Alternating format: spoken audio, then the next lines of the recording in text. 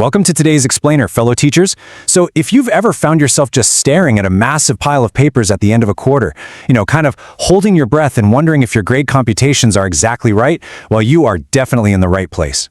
Today, we're going to demystify end-of-quarter grading together.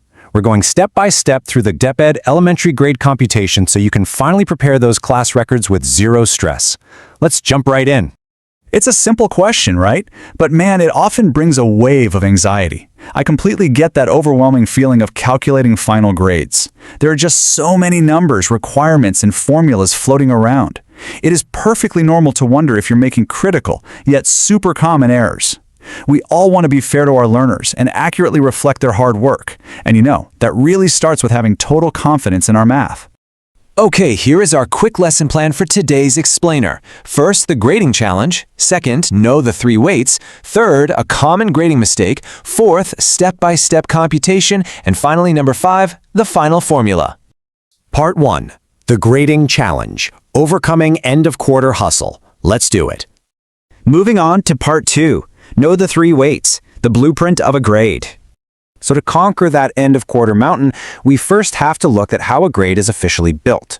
In the DepEd elementary grading system, every single subject grade is made up of 3 main pieces.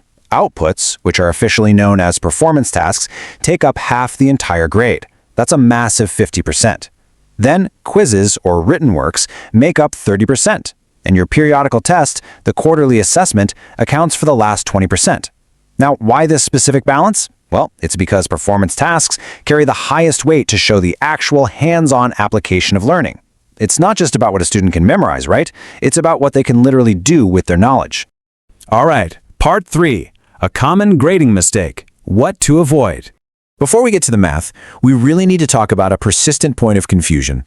A super common pitfall is combining raw scores directly together, basically adding a 15-point quiz directly to a 50-point output and just taking a straight average. We absolutely cannot do that. Think about it. If you do that, a student who totally bombs a high-value performance task but aces a low-value quiz might artificially pass. It skews everything. The correct method? We have to apply the specific weighted percentages to each component average first. We must always use weighted averages to respect the DepEd blueprint and make sure that final grade is actually fair. Which brings us to Part 4, step-by-step computation. Watch me do it.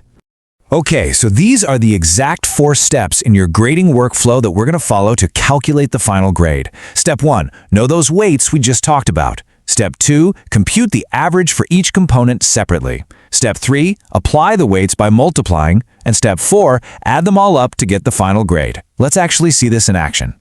Let's look at a sample student. So in Step 2, we found our students' raw averages, right? They got an 85 in quizzes, a 90 in outputs, and an 80 on the periodical test.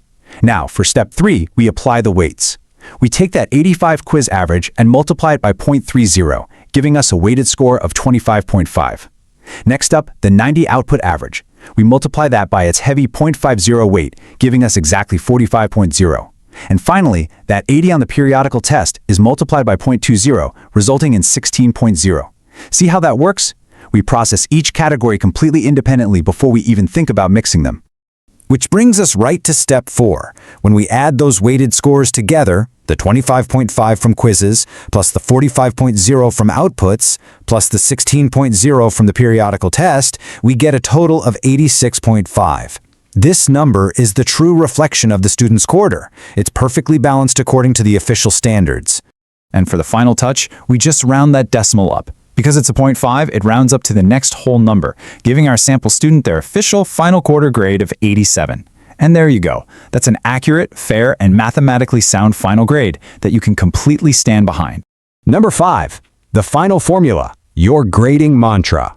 So this general formula is your ultimate takeaway today. Quizzes at 30%, plus outputs at 50%, plus the periodical test at 20% equals the final grade. Honestly, this is just a simple summary to ensure you never get confused during class record preparation again. Just keep this equation in mind, remember not to mix up your raw scores, and the math is going to work out exactly as it should every single time. So, How much administrative stress are you going to eliminate now that you have a foolproof grading system?